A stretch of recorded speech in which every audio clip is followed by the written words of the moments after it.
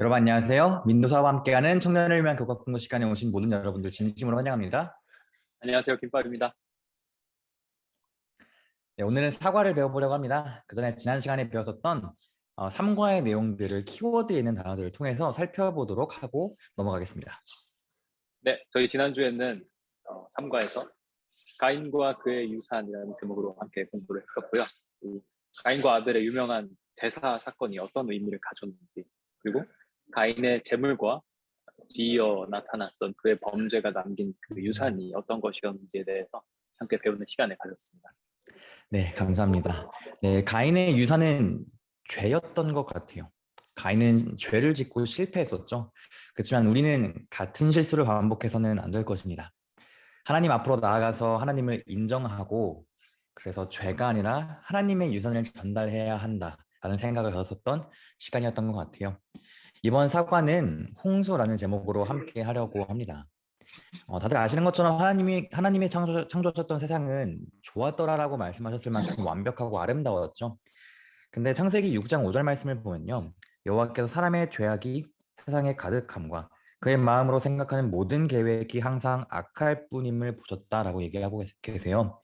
이렇게 말씀하셨을 만큼 완전히 하나님으로부터 돌아섰던 모습을 볼 수 있는 건데요. 이런 죄에 이어서 발생했었던 홍수는 어떤 의미였을까요? 오늘은 홍수 이야기를 살펴보면서 성경의 다른 부분들과 어떠한 유사한 점들이 있는지 살펴보면서 내용들을 살펴보도록 하겠습니다. 깨닫기는 하나님께서 홍수를 통해 지구를 깨끗하게 하셔야 했었던 이유를 깨닫는다입니다. 일요일 소지는 홍수를 위한 준비인데요. 혹시 김밥님, 혹시 창세기를 누가 기록했는지 아시나요? 모세죠. 모세가 기록했습니다. 네, 모세가 기록했죠. 모세는 창세기와 출애굽기를 비롯해서 성경의 첫 5책을 기록했습니다.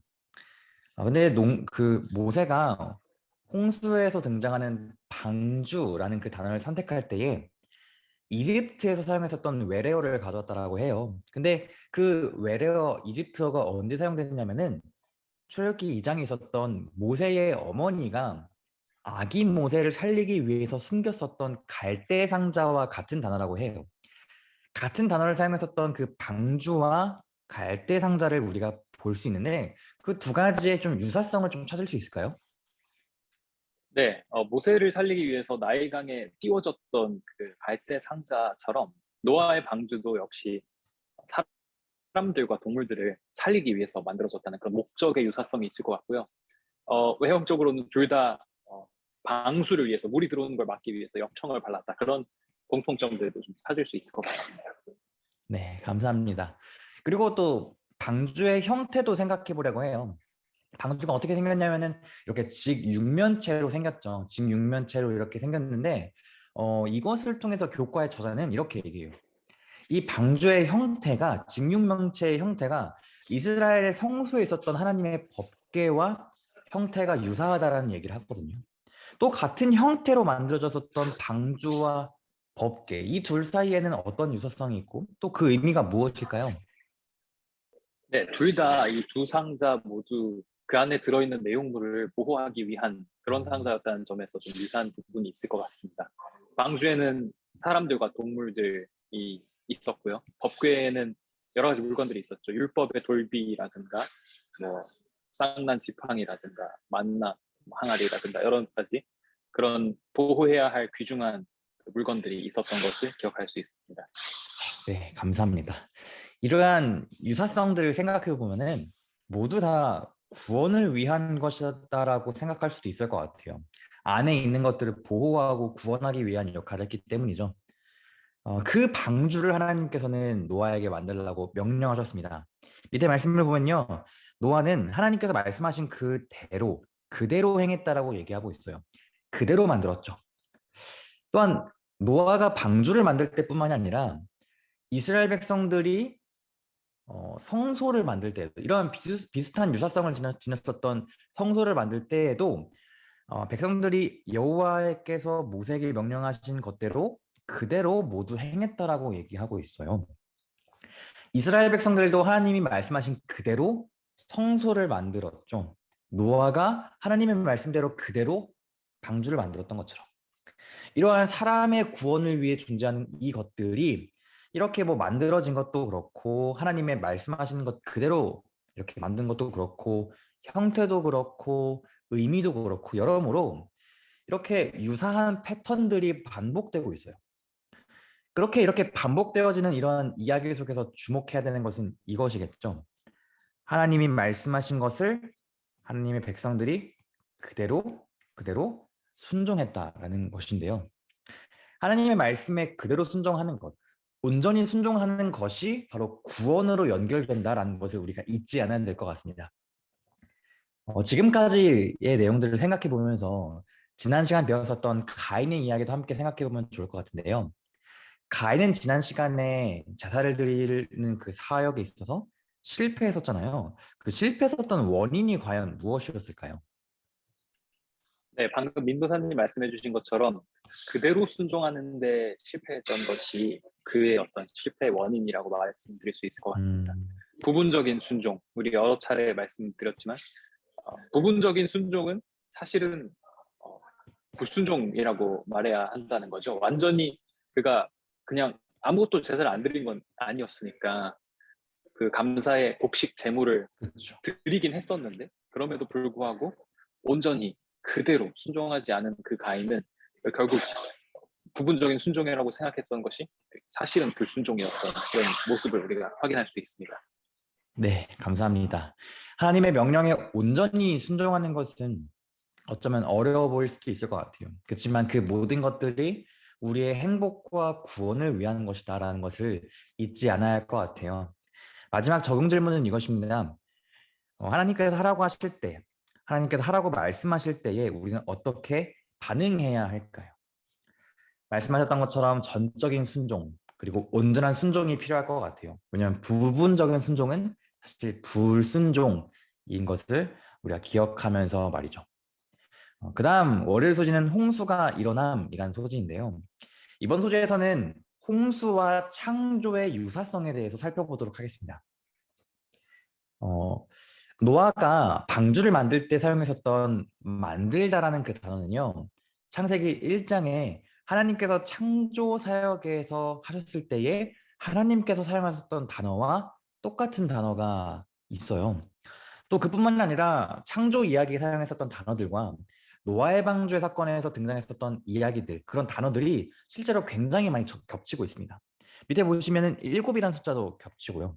뭐 정결한 동물들은 일곱 쌍씩 이렇게 했었죠. 또 남자와 여자, 또 암수를 이렇게 구분하고 또 그 종류대로 구분하는 것도 종류대로 창조한 것도 그렇고요. 또 들짐승이란 단어, 새라는 단어, 기는 것들에 대한 단어, 생명의 기운, 또 생기 그런 것들 이런 공통적인 단어들이 굉장히 많이 등장하고 있어요. 그래서 교과의 저자는 이렇게 말하고 있습니다. 하나님께 순종했었던 노아의 행동이 하나님의 창조하시는 일을 닮았다라고 표현해요. 홍수에 대한 묘사들과 표현들이 창조 사건을 기억나게 한다라는 것이죠. 그런 의미에서 창조와 홍수의 유사성이 무엇이 있을지도 생각해 보면 좋겠습니다. 네, 교과의 글에 있는 내용을 좀 소개해 드릴게요. 홍수 이야기 속에 나타난 창조의 흔적은 창조하시는 하나님과 멸망시키시는 하나님이 같은 분이라는 사실을 깨닫게 한다. 이와 같은 유사성은 희망의 기별을 전달하기도 한다. 홍수는 새로운 창조가 되도록 계획되었으며 음, 이를 통해 세상은 새롭게 존재하게 될 것이다. 홍수가 음, 단지 하나님께서 인간을 벌하시는 그런 사건이 아니라 하나님께서 우리를 살리시기 위한 그런 일이었다는 사실을 이 교과의 내용은 설명을 하고 있습니다. 이런 점에서 우리가 우리를 만드시고 또 살리시는 그 창조의 사역과 홍수 사건의 유사점을 좀 생각해 볼 수 있을 것 같습니다. 네, 감사합니다. 홍수 사건은 단순히 세상을 물로 멸망시키는 사건이 아니라 세상을 재창조하기 위한 하나님의 계획이셨으며 이와 같은 일은 세상 끝에도 있을 것이다라고 성경은 말하고 있습니다. 새로운 창조를 위해서는 이전에 있었던 것들이 없어져야 하고 이전에 있었던 것들이 깨끗해져야 한다는 것이 성경의 패턴인 것이죠. 반복되어서 나타나는 것이죠. 요한계시록 21장 1절에 있는 말씀을 읽어볼까요? 또 내가 새 하늘과 새 땅을 보니 처음 하늘과 처음 땅이 없어졌고 바다도 다시 있지 않더라. 네, 지구를 새롭게 창조하기 위해서 처음 있었던 하늘과 땅과 바다와 같이 옛 것이 없어져야 했었습니다. 성경에서 반복돼서 나오는 분명한 패턴입니다. 그렇다면은 우리 마음에 새로운 마음이 창조되기 위해서는 또 어떻게 돼야 될까요? 이것도 똑같은 패턴이 적용되는 것이죠. 우리의 죄된 자아와 죄된 마음을 하나님이 창조하실 수 있도록 내려놓아야 한다는 것이 우리에게 필요할 것 같아요. 그런 의미에서 밑에 있는 적용 질문을 각자 생각해 보시면 좋을 것 같아요. 하나님이 새롭게 창조하시도록 우리가 먼저 내려놓아야 하는 죄된 습관은 무엇일까요? 라는 질문이죠. 우리가 가지고 있는 죄된 습관들, 어떤 것들을 우리가 내려놓아야지 하나님께서 새로 창조하실 수 있을지 함께 생각해 보도록 하면 좋겠습니다.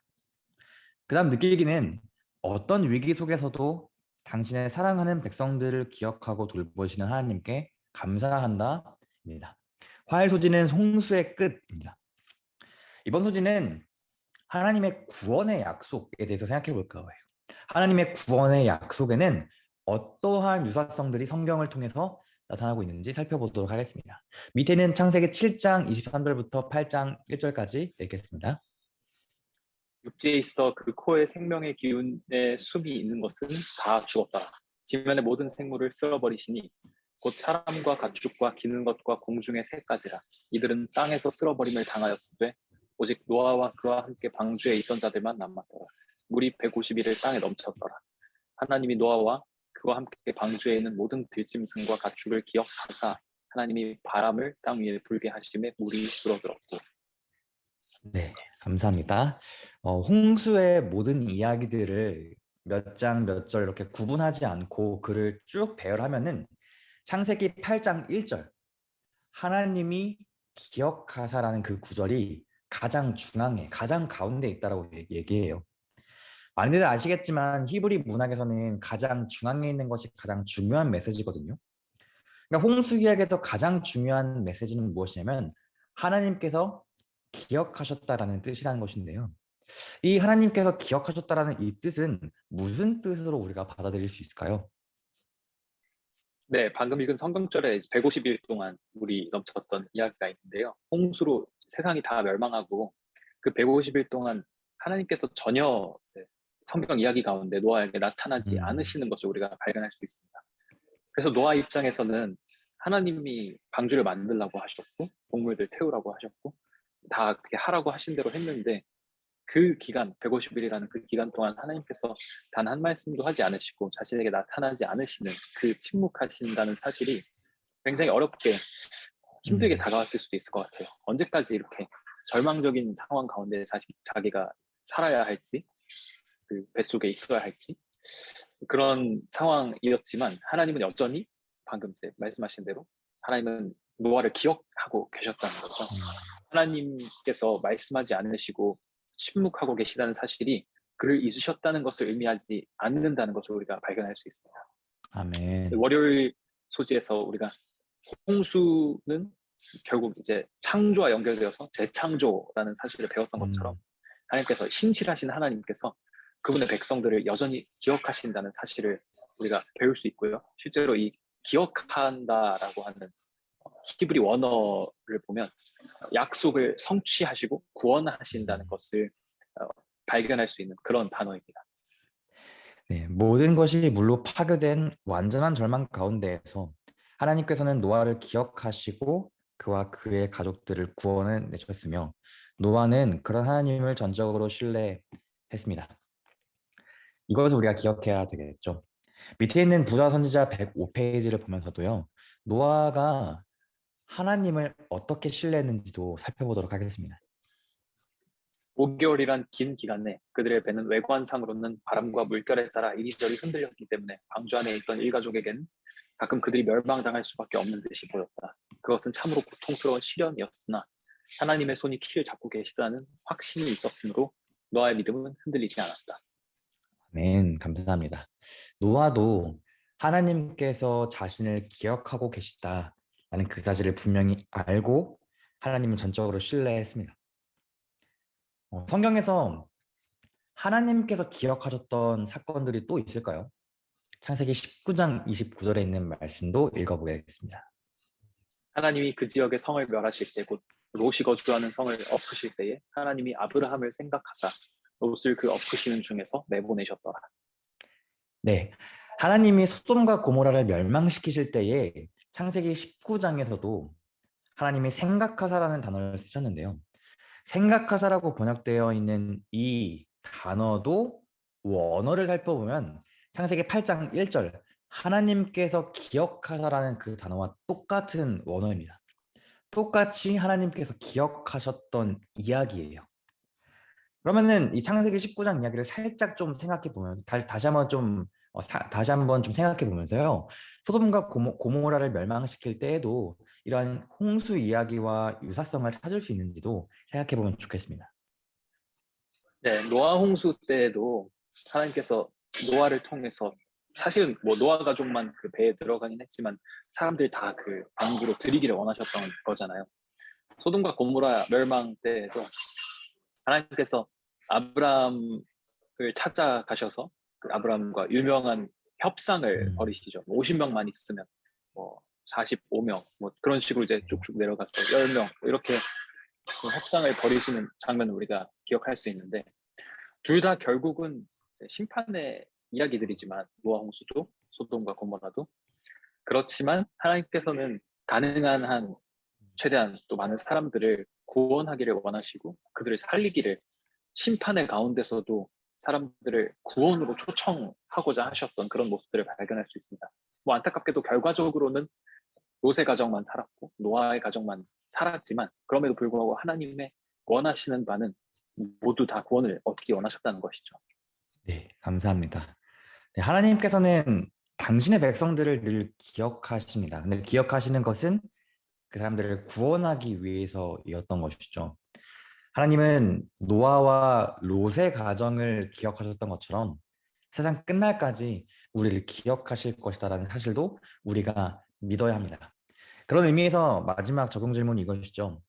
하나님께서 지금도 여러분들을 기억하고 계심을 믿으시나요? 라는 질문입니다. 저는 우리 모두가 그 질문에 대해서 아멘으로 화답했으면 좋겠습니다. 그리고 하나님께서 신실하셔서 우리를 잊지 않으신다는 그 사실을 우리가 기억함으로써 예수님께서 다시 오실 때까지 흔들림 없이 믿음 안에서 거할 수 있도록 결심하는 시간을 가지면 좋겠습니다.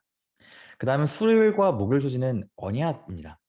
이 언약에 대해서 얘기하기 전에 먼저 창세기 6장 17절과 18절에 있는 말씀을 읽겠습니다. 내가 홍수를 땅에 일으켜 무릇 생명의 기운이 있는 모든 육체를 천하에서 멸절하리니 땅에 있는 것들이 다 죽으리라. 그러나 너와는 내가 내 언약을 세우리니 너는 너의 아들들과 너의 아내와 너의 며느리들과 함께 그 방주로 들어가고. 네, 하느님은 노아를 홍수로부터 구원하시겠다라는 그런 언약을 맺으셨습니다. 다른 사람들이 다 죽을지라도 나의 언약을 믿고 있는 너는 살게 될 것이다라는 그런 약속이었던 것인데요. 이와 같이 언약이란 것은 생명의 약속이었습니다. 이 하나님의 영원한 언약은 홍수가 있을 때에도 그리고 홍수 이후에도 하나님의 백성들을 지켜줄 수 있는 아주 강력한 믿음의 보증이었습니다. 그렇게 노아는 그 언약을 믿음으로써 방주에 들어갔고요. 이 방주에 들어가면서 살았고 그 홍수가 맞춰진 이후에는 방주에서 나와서 이 땅에서 다시 한번 살아가게 되었었는데요. 이렇게 언약을 통해서 생명을 얻었었던 이 노아가 방주에서 나와서 가장 먼저 했었던 일은 과연 무엇일까요? 창세기 8장 20절 말씀 보고 생각해 보겠습니다. 노아가 여호와께 제단을 쌓고 모든 정결한 짐승과 모든 정결한 새 중에서 제물을 취하여 번제로 제단에 드렸더니. 네, 이 번제로 제사를 드리는 일 가장 먼저 했던 것을 알 수 있습니다. 네, 감사합니다. 네, 이렇게 홍수가 끝나자마자 하나님께 예배드림으로써 자신의 생명을 구원하신 그런 언약을 맺어주신 하나님께 감사하는 언약을 다시 한번 이렇게 새롭게 하는 그러한 예배를 드렸는데요. 아담과 하와의 이야기도 생각해봤으면 좋겠어요. 아담과 하와도 범죄한 이후에 하나님께서 그들에게 가족 옷을 주시기 위해서 동물을 그들 눈앞에서 죽이는 것을 보았습니다. 그리고 그 이후에도 제사를 위해서 동물들을 계속해서 스스로 죽여야 했었고요. 다양한 의미에서 변화를 많이 경험했었죠. 완벽했던 세상에 비해서. 노아도 노아도 홍수 이후에 아담과 하와가 범죄 이후에 새로운 것들을 경험했던 것처럼 새로운 노아도 이전과는 달랐었던 수많은 것들을 볼 수밖에 없었습니다. 세상은 더욱더 살기 어려운 것처럼 보였죠. 땅의 지형도 산이 생기고 계곡이 생기고 또 기후도 뭔가 쌀쌀하고 뭔가 추워지는 느낌도 들었었고요.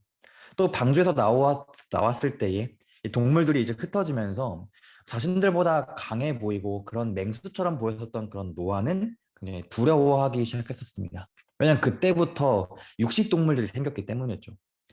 그래서 하나님은 계속해서 이렇게 두려워하고 있었을 노아에게 약속을 주세요. 창세기 9장 2절부터 3절 말씀을 읽겠는데요. 하나님께서 홍수 후에 노아에게 주었던 약속들은 무엇인지 살펴보도록 하겠습니다.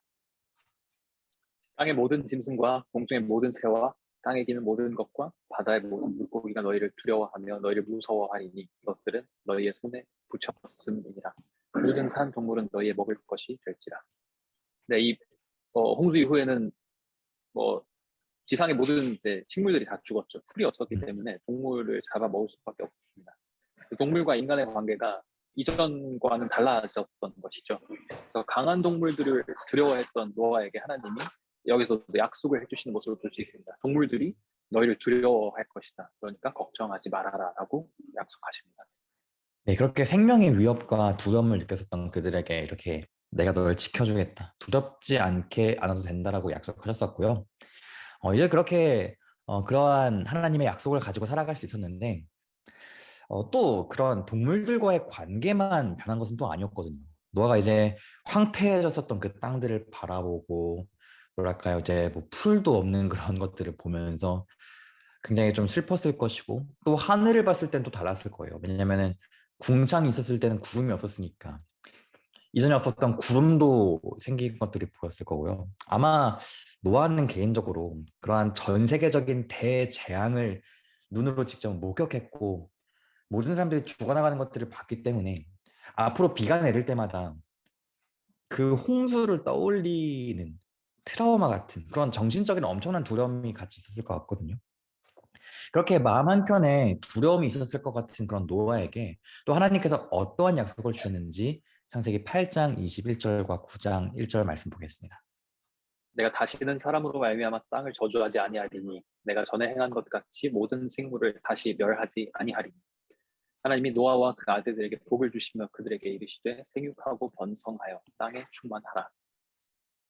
네, 이 말씀들을 보면 인간이 여전히 노아 이후에도 사실 다시 음, 악을 행하는 그런 모습들을 우리가 볼 수 있음에도 불구하고 다시 하나님께서 너네가 죄를 거듭하고 반복하더라도 이 세상을 멸망하지 않겠다고 그렇게 약속하시는 것을 볼 수가 있습니다.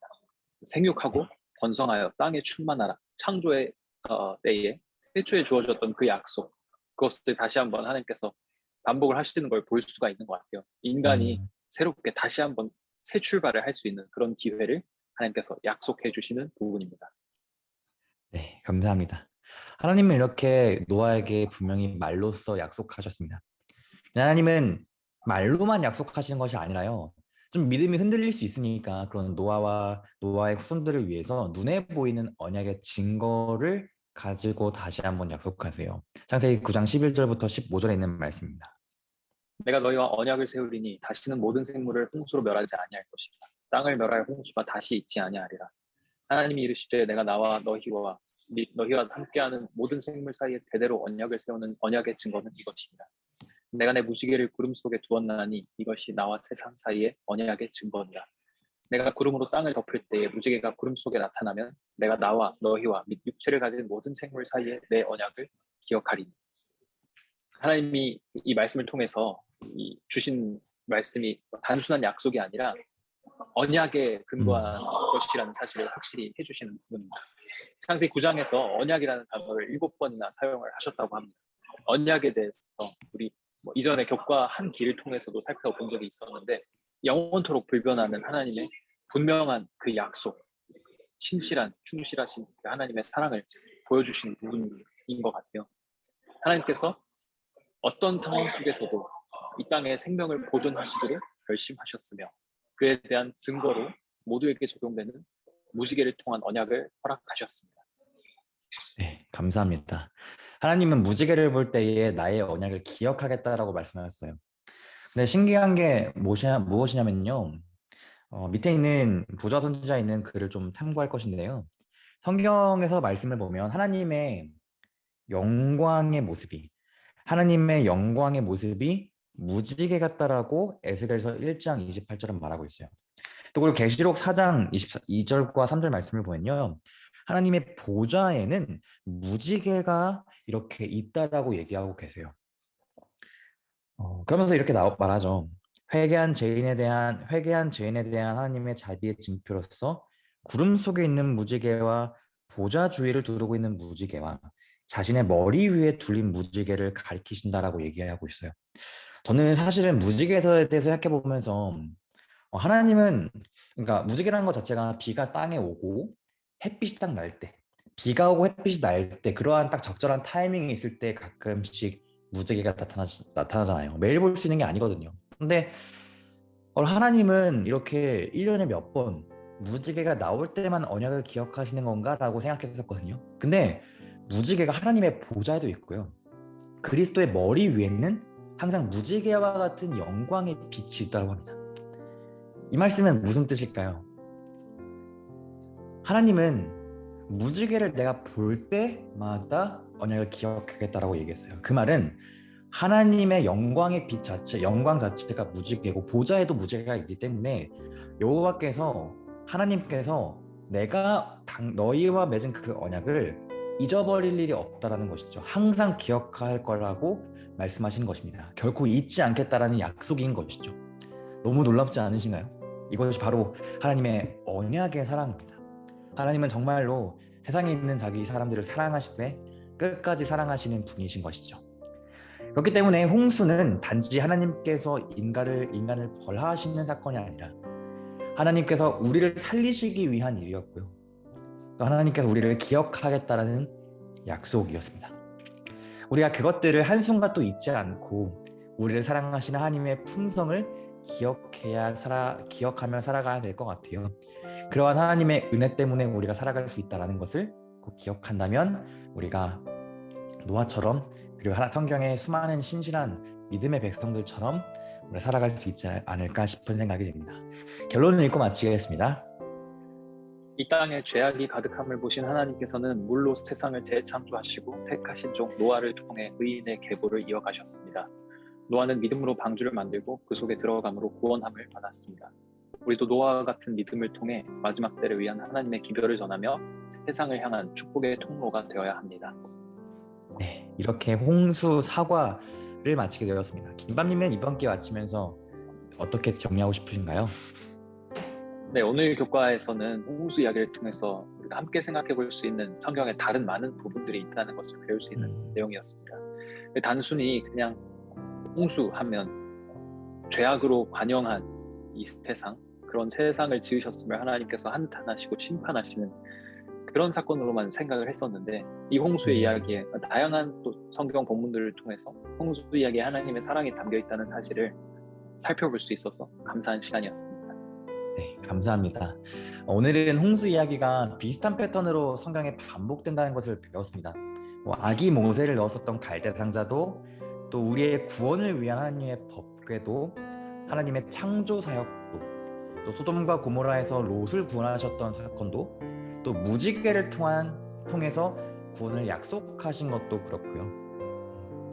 이런 세상이 멸망하는 그런 이야기를 통해서 얼마나 많은 구원의 약속들과 패턴들을 성경에서 반복해서 볼 수 있는지 되게 저도 놀랍고 감동됐던 시간이었던 것 같아요.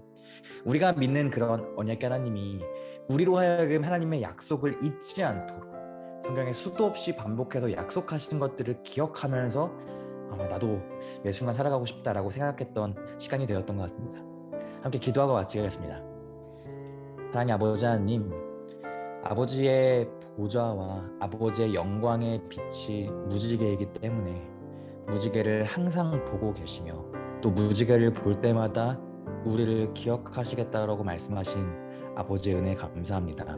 아버지께서 우리를 기억하면서 저희도 아버지를 기억하며 살아갈 수 있도록 도와주세요. 예수님의 이름으로 기도합니다. 아멘.